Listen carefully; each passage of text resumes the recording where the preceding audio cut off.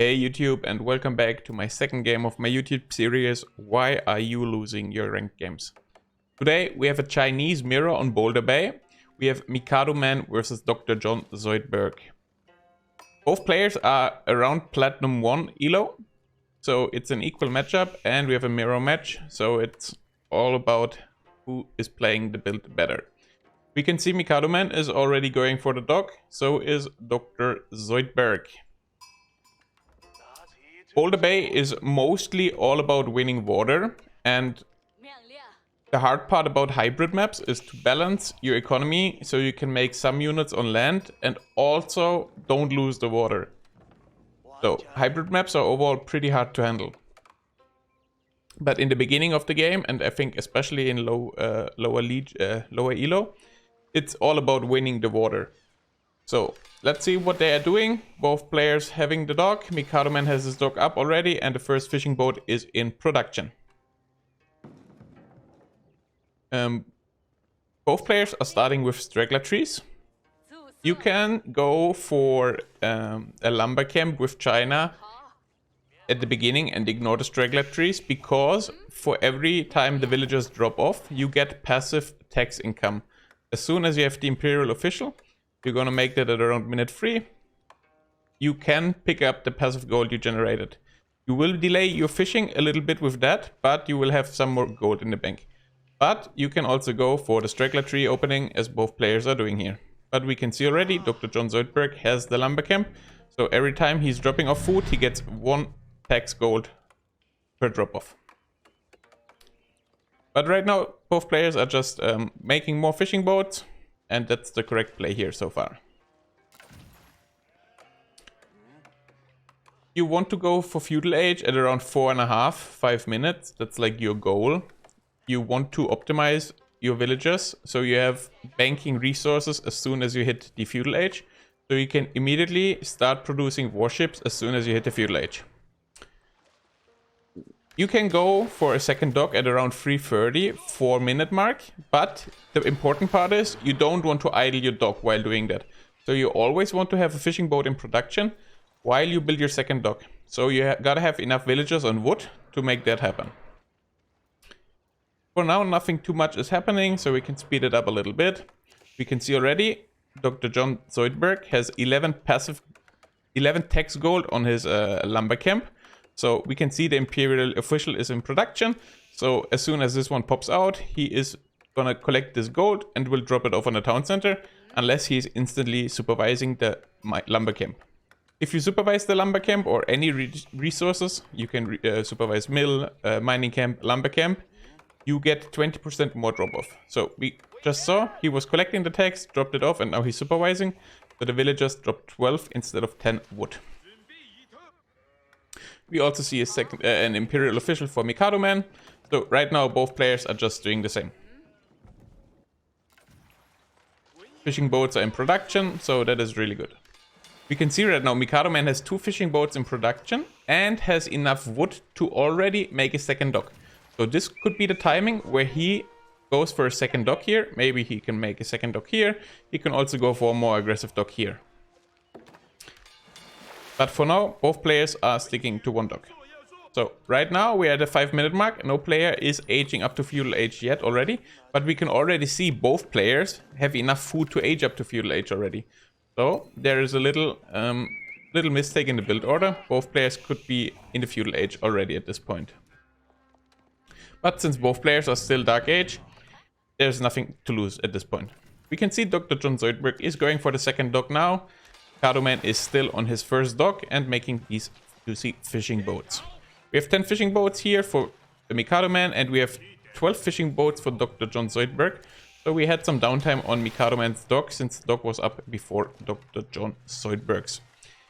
Second dock is coming up for Mikado Man now as well, and we can see the Dr. John is in feudal age, so is Mikado Man, and Mikado Man is starting to make his first junk. Going for a third dock. I think you don't need 3 docks at this point, at a 6-minute mark. Like, you cannot support 3 docks at this point. So, you have an archer ship at this point, so you can expect your opponent to go for a war junk. So you want to prep a demolished ship, as you have it right now. But you probably want to hide it until you see it, because now he has an archer ship and you just lost your demolition ship, and now his war junk is out. So right now you have no count against his war junk.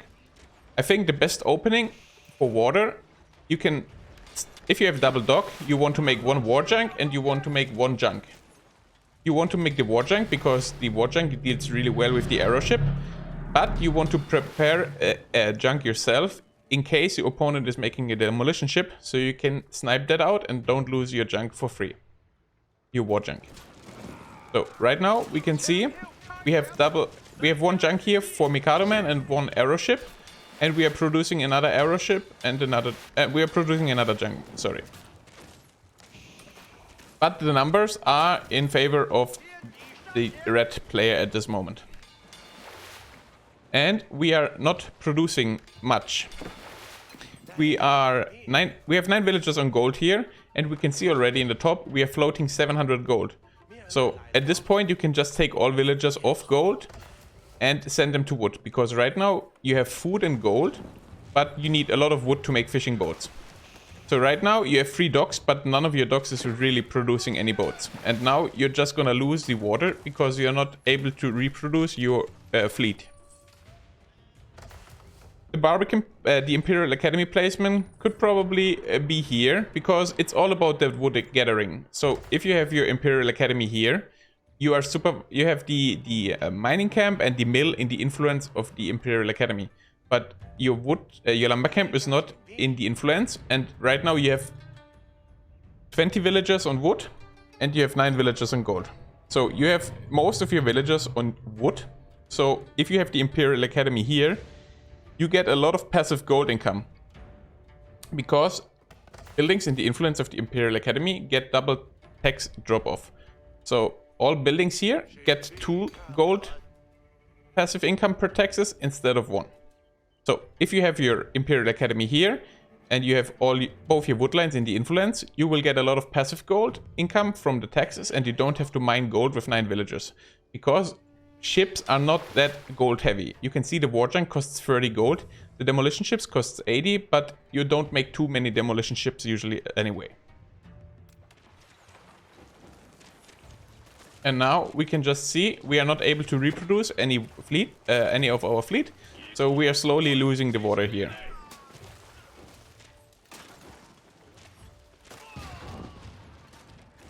That's why you don't want to go for a third dock that early in the game, because you want to spend your resources as good as you can. So you need wood and food, because that's mostly what ships cost. And you can produce out of 2 docks at the 6-7 minute mark without a problem, but 3 docks is not supportive at this point. And yeah, now we can just see it here. We are only producing out of 1 dock, even though we have 3 docks, because we don't have the wood for it. And because we are losing water, that also means our fishing boats are idle and we start losing some of them. So our entire eco starts getting worse at this point. As I said in the beginning, it's mostly all about winning water. So if you start losing your fishing boats, you also start losing a lot of food economy. And since fishing boats, warships also cost a lot of food, you will automatically start losing your mass on water. And yeah, we can see the red player is already aging up to Castle Age. So what does he get out of Castle Age? He can obviously upgrade his boats, but the important upgrades for the boats are really expensive.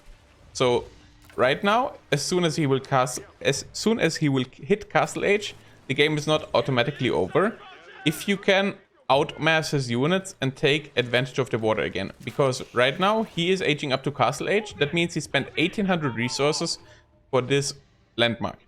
So technically you are ahead 1800 resources, because right now you're not aging up to Castle Age. That means you should be able to have a way bigger fleet at this point.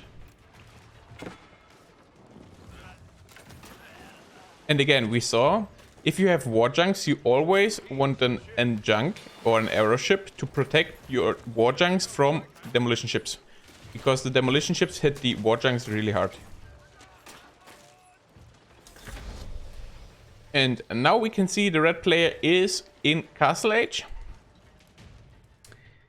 the game is over at this point. I just pause here because I don't want to get kicked out of the game. So what could the blue player could have done better here? So starting off, the Imperial Academy should have been here because, as I said already, you have both your woodlands in the influence of the Imperial Academy, so you get a lot of passive gold income from that. You don't need to mine that much gold because, as I said, the ships are not that gold expensive and you have Imperial officials anyway, so they can collect the taxes. You also want to get the lumber preservation really early in the game because you have so many villagers on wood. And the economy upgrade pays off greatly here. And yeah.